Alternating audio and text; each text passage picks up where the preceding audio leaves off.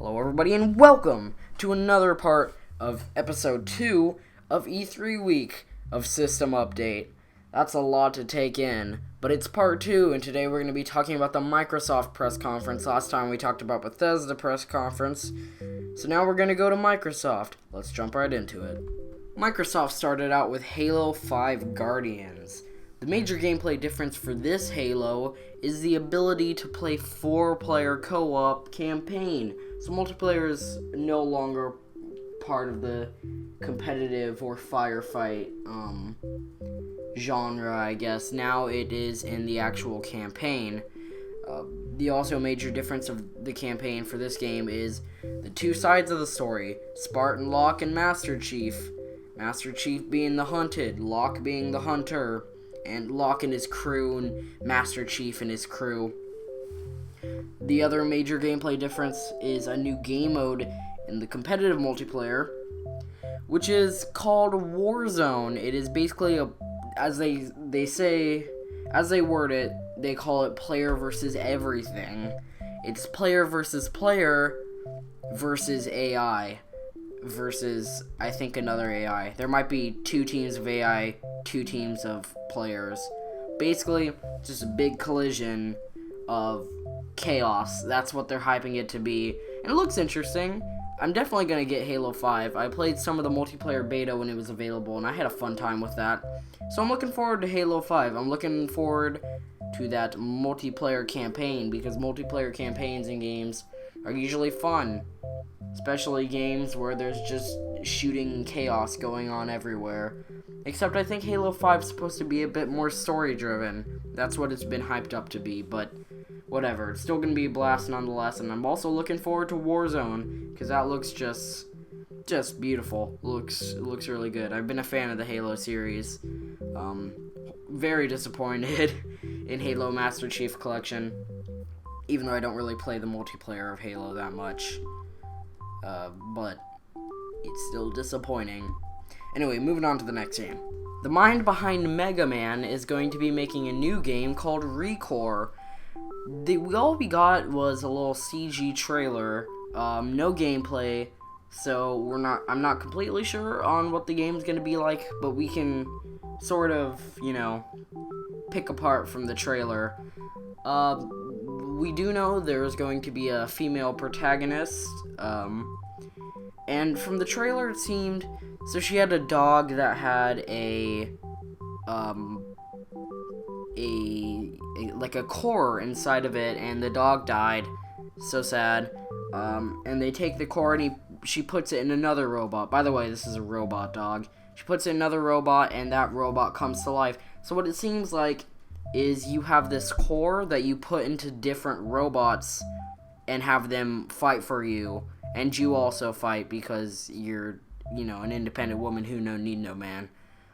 I think that's what I've taken away from the trailer. However, like I said, there's no official gameplay, so can never be completely sure. From the trailer, it looks pretty interesting, pretty neat. But like I said, no gameplay, don't have a lot to say about it. Let's move on to the next game. Possibly the biggest announcement of Xbox for E3 this year was finally backwards compatibility with the Xbox 360.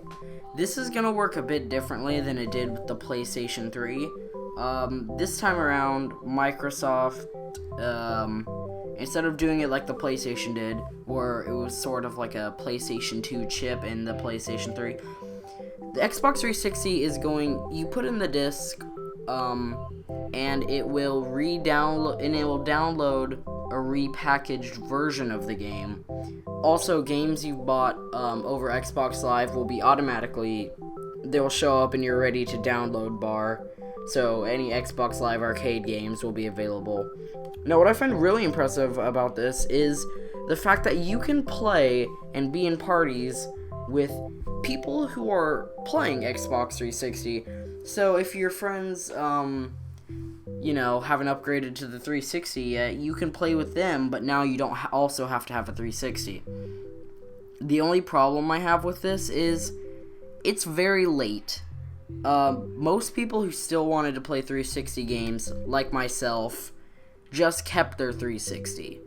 And it's, 2 years ago, almost, the Xbox One came out, possibly already 2 years ago, the Xbox One came out with no backwards compatibility. So it really doesn't seem like people are going to care about this too much. Like, people are going to care about it, obviously. It was a huge announcement. People were very excited about it, because I can finally sell my 360, probably. But, it's late. Most people who wanted to play 360 still just kept their 360 because you can't play it on Xbox One. So this is not going to make a huge difference for me and for most Xbox fans, because they probably still have their 360, which they can backwards compatible with their original Xbox. However, it will give me an excuse to sell the Xbox 360 finally, which I wanted to do since day one, but Xbox One had no compatibility back then. It's still a big announcement. I'm still excited for it, but it's a bit late. They have a brand new controller selling for $150. I know that's a lot, but hear me out. It is called the Elite controller, and basically, it is a controller that, now you can remap the buttons. There's back paddles on it, like on Scuff Gaming controllers. You can take off the D-pad and replace it with a different one that's more optimized for, like, fighting games. You can have the triggers stop at an earlier point, so that you can shoot faster in games. It is basically for all esports players who play on console. This is not big on me, because I don't exactly play video games competitively, really, or any elite tournaments or anything like that. However, for some people, this is a big announcement, and it's very cool. I don't understand why button remapping hasn't been a thing on consoles forever, because it seems like such a simple thing to do. It seems like implementing button remapping on a normal controller, even if they were to do that now, that would only need like a firmware update, and that's about it. I don't understand why it's not already on there. So it's looking pretty cool. I'm not sure if it's worth $150 though. I mean, I'd probably just stick with my standard Xbox One controller until then. So I'm debating buying this or not. Probably not, because that is a lot of money. A lot of money that for something that I probably don't need. Anyway, so new controller. It's pretty. I like it. But I'm not gonna buy it, probably. Moving on. Bethesda's Todd Howard came on to talk more about Fallout 4, even though, they just did the Bethesda conference where he talked a good amount about Fallout 4. He showed a quick little gameplay trailer, nothing too special, because they showed it off the night before. It just seemed like the leftovers from, the conference that they had the day before. Point is, they brought it on to Xbox to talk about mod support. Console players will be able to use mods created on the PC. They can be transmitted from the PC to the Xbox One, and you can play mods on your console. I'm not sure how they're going to go about doing this. I'm thinking it's either going to be, because Microsoft's trying to hook up the PC with the Xbox through Windows 10. So it might be through that. It might be through Bethesda taking some popular mods and then putting a price tag on them and selling it to you on console. However they plan to do it, it sounds exciting.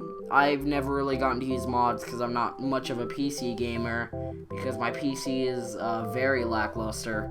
Definitely a lot of room for improvement there. It's barely powerful enough to record this video I'm recording right now. So being able to play mods on the Xbox One will be very, very cool. It sounds like this isn't going to be a feature for other consoles. So if you have Fallout 4 if you prefer to play it on the PlayStation 4, you won't be able to get mod support. That's just it. I also find it weird, though, that he came on to talk about more Fallout 4 on the Xbox conference, even though it's going to be a cross-platform game. They do this a few more times throughout the conference. However, mod support, that's the point. I'm excited for it. Let's move on. EA came on and talked about their EA Access, which I don't really care about it. EA Access, basically, it's $5 a month. It's sort of like PlayStation Plus. You get betas into EA's next games, and for certain games, there's like a vault, I think is what they call it, where certain games are free if you have EA Access, and I think they're adding Titanfall to that vault, which has about 7 players on it right now. Titanfall's not getting a lot of attention. All the expansions became free for that a few months back. That's how fast that game went downhill. And Dragon Age Inquisition's another game that's going to be put in the vault. So for the rest of this week, you can have EA Access for free as long as you're an Xbox Gold member. EA Access is only on Xbox, by the way. They made a point of saying that.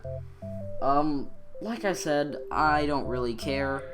Plus, playing Dragon Age Inquisition for 4 days doesn't exactly sound very fun. They also announced Plants vs. Zombies Garden Warfare 2. I enjoyed Garden Warfare 1. It was a pretty good game.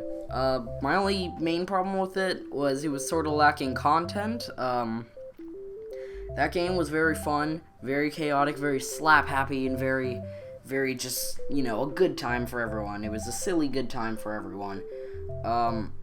However, I got bored of it, quickly. I mean, I played a good 20 hours of the game, before I got bored. So, that's pretty good. But it also didn't have a single-player campaign. That was my second major problem, because I would love with all my heart to be able to play something along the lines of Plants vs. Zombies for the iOS on the Xbox One with beautiful current-gen graphics. It could even play differently. They'd have to do it differently, right? Because Garden Warfare is along the lines of, 3D third-person shooters. So they'd have to do it a bit differently. But I don't care how they do it. I just want a single-player campaign. That's all I'm asking from Garden Warfare 2. Garden Warfare 2 also, from the trailer, not a gameplay trailer, just a little CGI, 3D render trailer. They showed off that there's a new variety of zombies and plants that you get to play as, which is very good, because like I said, there were only 4 plants and 4 zombies you could play as. It was very lacking in content, and I got bored of, every character. I played every character for 2 hours, right, or more, and I got bored of them because I played them too much. Like I said, I played the game for 20 hours and I got bored of it because it didn't have a lot of content. However, I want a single-player campaign. I have faith in Plants vs. Zombies 2. It seems that Plants vs. Zombies 1 was sort of experimental, and this one, they're really gonna nail it. However, it's EA, so you can never be too sure. Forza 6! I don't care about Forza. I'm not really a big fan of racing games. The closest thing I've played to Forza was Need for Speed Most Wanted on the 360. The remake, of Most Wanted, not the original version. That's the only, racing game, other than Mario Kart, that really comes close to what Forza is. I think Forza's sort of becoming a yearly series.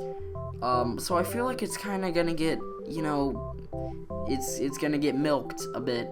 And when you milk the cow too much, it doesn't have any milk anymore. So I think Forza might be going the way of the dodo, unfortunately.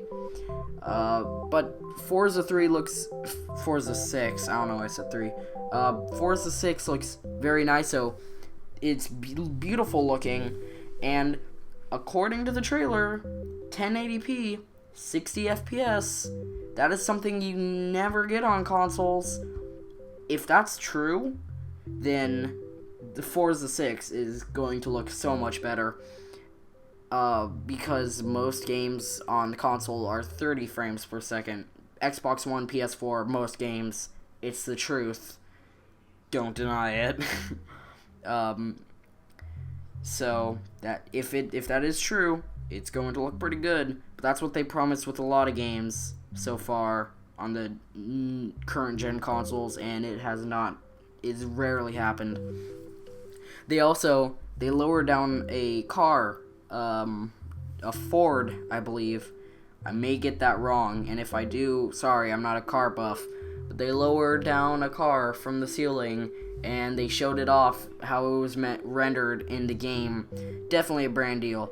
Definitely, paid to do it. But it doesn't mean it's not cool. It was a very cool looking car in a very cool looking game. I've never played Forza or any of those games, so I cannot really judge the Forza games. So I'm going to give Forza 6 a chance. I'm going to play it, and probably have fun with it. I've heard the Forza games are very great. I think it's time to move on to the next game. Tom Clancy games. There are 2 of them this year. There was The Division and Rainbow Six Siege. I don't know a lot about The Division. I haven't been following that game very closely. I know it was in last year's E3 also. I don't know a lot about it, so I'm not too excited about it. I wasn't really too excited about it when I first saw footage for it, so that's probably why I haven't been following it. It does, though, according to most people, and I've noticed it a bit too, not to the same scale that some people are calling it out for, but it went through a graphics degrade, sort of like The Witcher did. But it's, in my opinion, it's not very noticeable. I think it makes the game, it's the same game. It still looks good. Like The Witcher still came out looking very good, even though, there was a graphics, a graphic drop. And I've never been a stickler for graphics, as long as the base game itself is good. That's all I care about in a game. Unless the game came out, last week and it looks like a PS2 game, I don't really care about the graphics. They also showed off a game that I do know a little bit about, Rainbow Six Siege. I'm very excited for this game. They showed off more gameplay of it. I don't know if they gave an official release date, but point is, it looks like a very cool game. For those of you who don't know, it's basically it's a hostage. 2 teams. One of them is trying to break into whatever to attempt to reclaim it from the people who are currently occupying it, who are not good people. I'd assume. They sound like not good people. That game looks really fun. I'm hoping they don't mess it up. I'm really hoping they don't mess it up. Rainbow Six has had a good reputation. I played a little bit of the Rainbow Six games. Yes, Rainbow Six. I was like, wait a second, is this the 6th Rainbow game? But no, the series is called Rainbow Six. I've played a couple of those games before. I've played the Vegas one, I think it's called. Is that what it's called? Whatever. Point is, Rainbow Six Siege is looking pretty good, and it's going to come with Rainbow Six Vegas and Rainbow Six Vegas 2, because of the Xbox 360 compatibility thing. Those games are going to be packaged with it, which looks very cool. Very cool on their part, because I'd like to play Rainbow Six. Especially, it adds more content to that whole package, because Rainbow Six Siege is specifically multiplayer. There's no single player to that game. At least that hasn't been, if there is, hasn't been talked about at all so far. Let's move on to the next game. They showed off Gigantic, a free-to-play Xbox One game. It looks to me like a third-person shooter. I couldn't really tell from the gameplay trailer, but that's what it looks like to me. Nothing I'm really too excited about. because I have no idea what it is. The trailer didn't tell us a lot, other than the fact that it was third person, and you kill people. Maybe it was a MOBA, maybe it was a shooter. I can't tell what it is. They also, of course, had indie at Xbox, and they showed off a couple of games. Actually, 3 or 4, I think 4 games got screen time, actually. The other ones were just put into, a big compilation of, what's coming up on indie at Xbox. Cuphead. That's it. That's all I have to say. That's the only indie game I'm really caring about so far is Cuphead. It looks like a 1930s cartoon, and it's a 2D platformer. It looks amazing. I want Cuphead right now. If I could, I would just grab Cuphead and take him and play him, because it looks amazing. The trailer should be playing right now, so just look at that and marvel in it, because it's amazing. They talked about their new feature on Xbox called Game Preview, which is basically early access, like Steam early access for the Xbox, it was available after the show. And I played 2 games that were in the early access game preview thing. I'm not sure if this is going to succeed. You can play a trial for those games, and you can also buy the full version. And I think one of the games I played was in alpha. One of them was in beta or alpha. So early access on Xbox, not that big of an announcement in my opinion, but whatever. The creator of DayZ showed off Ion, his next big game. Sir, I think you should finish one game before you start another. But that doesn't mean Ion looks cool. It seems to be a space colony simulator. It's another MMO type game like DayZ was. Except you're in space, and you're making a space colony, and there's a bunch of other players there trying to destroy your space colony. It was only a CGI trailer, so we couldn't tell a lot from the gameplay. We don't know what the gameplay is going to be like. We just know, that it's going to be a space marine game. It looks pretty interesting, but like I said, we don't know anything about it. I don't know how I possibly skipped this one, but it's on my list before all the other things I talked about. Dark Souls 3. Once again, another CGI trailer. We know nothing about the gameplay, although we can safely assume it is going to be like Dark Souls 1 and Dark Souls 2 and Bloodborne and Demon Souls. We can assume it's going to be like those games. Dark Souls itself is sort of like a genre at this point, but From Software is the only people who've really been able to master it. Point is, I've never played any of the Dark Souls game. I've recently bought one. Haven't gotten around to play it yet though, but I want to play it. It looks cool. It's one of those games that is made to be hard, but the hardness is what brings you in every time. So, looking forward to that game. I'm thinking I might want to play Dark Souls 1 and 2 first. I don't know why though, because apparently story's almost entirely up to interpretation. That's how it's been in the last 2 games. That's how it was in Bloodborne and Demon Souls. So, gonna have to figure that part out yourself. Sorry, having some speech impediments. So I'm looking forward to Dark Souls 3. Early 2016 is when they said it was going to be announced or released. However, they were reluctant to show gameplay. So I'm sort of thinking that might not be the case. Or then again, that's a good 7 months to work on the game. So From Software, you nailed Dark Souls 3. Please, I bought Dark Souls 1 for you. So play Dark Souls, make Dark Souls 3 good. Back to schedule. We have Rise of the Tomb Raider coming out on November 10th on Xbox One. It's going to be exclusive for a while. I think it's coming to PC later. I'm not sure if it's also going to come to PlayStation 4. But For now, it's going to be an Xbox One exclusive for a time. I don't like that they're doing this.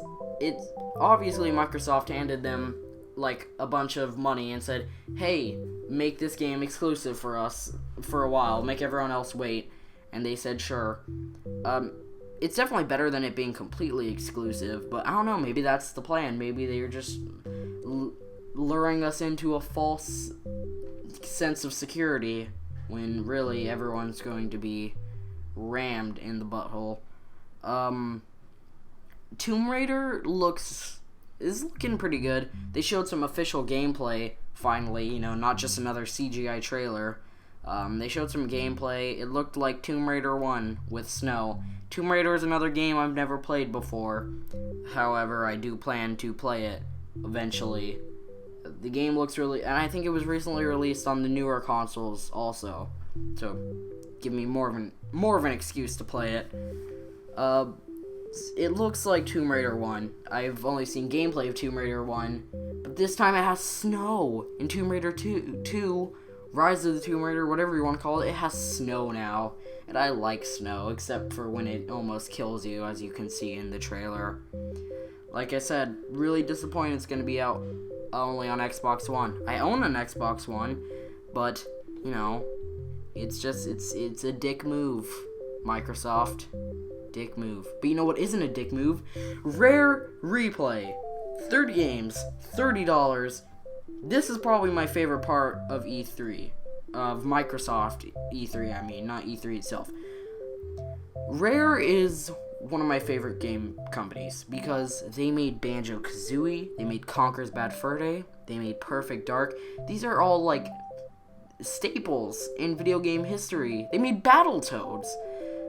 Then they were bought out by Microsoft, and the only good game since has been Viva Pinata. I love that game. But they went on to make Connect Sports. They've gone downhill.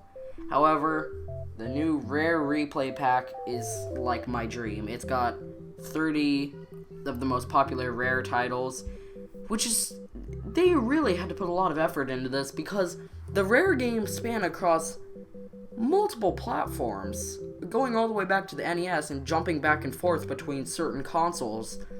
So it really surprises me that they're going to port 30 of these games onto the Xbox One. However, apparently they did it. It looks really cool. I want it in my mouth. They also announced Sea of Thieves. Rare is making a new game, and this time it doesn't look terrible. It seems to be an MMO from the gameplay. It's a pirate-themed MMO. A bit different for MMOs. However, it looks really cool. It looks really nice. It's very somewhat cartoony graphics. Other than that, though, it's visually very nice. I like the lighting effects and stuff. Like I said, like a lot of other games at Microsoft this year, we didn't get to see a lot of gameplay for it. All we know is it's a pirate ship MMO. I like pirates, I like MMOs, and I like Rare. So hopefully this is going to be a pretty good game. Hopefully it's a pretty good game. They showed off Fable Legends. I don't know a lot about this game. It's another one of those games I didn't really follow so much. But from what I've heard, it is a 4v1 game. Except it's free to play. It's not like, it's not a full $60 game like Evolve was, and that was a 4v1 game. It doesn't look like a Fable game. I'll say that. It's definitely, I don't know why they put Fable on it. It looks not at all like a Fable game. Other than the aesthetics. I'm not too terribly interested in it. Even the trailer didn't really grab my attention that much. But one of their biggest announcements, if not their biggest, was showing off their virtual reality headset, not the HoloLens, that's later. They had a partnership with Valve, according to them, and a partnership with Oculus, also according to them. I don't know how they're working with Valve. They never really explained that too much. However, they did explain how they're working with Oculus. Certain Xbox One games are going to be playable with the Oculus Rift. You will stream the Xbox One to Windows 10 to the Oculus. I don't know why it's so, go from this to this to this. I don't know why it's just not Xbox One to Oculus. That seems a lot easier. However, you're going to be able to use the Xbox One, Oculus for certain games, probably specifically first-person games. Alien Isolation would be a very good game for Xbox One, Oculus. They already have that on PC, but I don't have PC, so that'd be cool for me. But then again, I'm probably not going to buy an Oculus. They also showed off the HoloLens, which I kind of almost talked about earlier, but that's fine. HoloLens is, basically, if you don't know what that is, there's a Microsoft, just look up Microsoft HoloLens, there's a whole thing on it. It's basically just you put it on and it makes holograms of the Windows 10 layout. So basically the world is your Windows computer. It looks very cool, and they showed off being able to play Minecraft with it. Basically, you can just have a hologram of a Minecraft screen come up and play Minecraft with the Xbox controller hooked up to the HoloLens. However, what they really wanted to show off was being Minecraft God. Not exactly like that, but you can put your Minecraft world on a table, and, edit around with the map, look through it. You can watch other people play from, like, a sky view, and do stuff. It seems like a little gimmicky, though. It seems like something that I would have, if I would play with it for an hour or so and be like, oh, this is a real neat gimmick, this is pretty cool, then never pick it up again. It sounds fun to be sort of like the overlord of your Minecraft world, and you can toy with people who are playing in the world. However, it doesn't spark my interest too much. But that's not to say that you can't like it, because it does look cool. However, like I said, doesn't seem like it's going to be something I'm going to mess around with too much, because it's not that hard to play Minecraft on TV. I don't need a hologram of it to play. Their last announcements was Gears 4 and the Gears of War 1 remake. Here's my theory for the Gears of War 1 remake. They're making this because their last Gears of War was a flop. So they're like, let's capitalize on, the good Gears of War, which was number 1. A lot of people say that's if not one of the best Gears of War. Gears of War Judgment was not a very good game. And they also showed off Gears 4. Gears 4 looks a bit more survival horror-ish. At least towards the beginning of the trailer. As the trailer went on, it started to look like, yep, this is Gears of War. It looks different from the Gears of War games. Like I said, it looks a bit more survival horror-ish. I'll play it. The only Gears of War I've played is Gears of War 3 and Judgment. Judgment was not good. Gears of War 3 was okay. It was a good game. So I'm looking forward to Gears 4. That's just what they're calling it. They didn't even call it Gears of War. It's just Gears 4. Sort of like what Fast and the Furious did, where it's just called Furious 7. And that's how they ended the show, with a really cool, nice looking, like I said, I forgot to say this, but the game looks beautiful. That's basically with all these games. The games look beautiful, and Cuphead. Cuphead looks gorgeous. I want Cuphead. And that's how they wrapped up the Microsoft panel. So a lot of cool Xbox announcements, a lot of cool... It seems like they've dropped the Kinect. For something they hyped so much at the launch of the Xbox One, they're really abandoning the Kinect. But anyway, seems like it's going to be a good next 2 years for Xbox One. I'm excited for a lot of games that they showed off. So, Friday, I'm going to do the last part of E3 week, which is technically episode 2 of System Update. only 2 episodes in, we're already doing a 3-part special. I'm very off schedule. Point is, another video will be out Friday, and that's about it. Thank you guys all for watching, and I'll catch you next time. I don't have an official outro yet, so I'll just say whatever. Goodbye.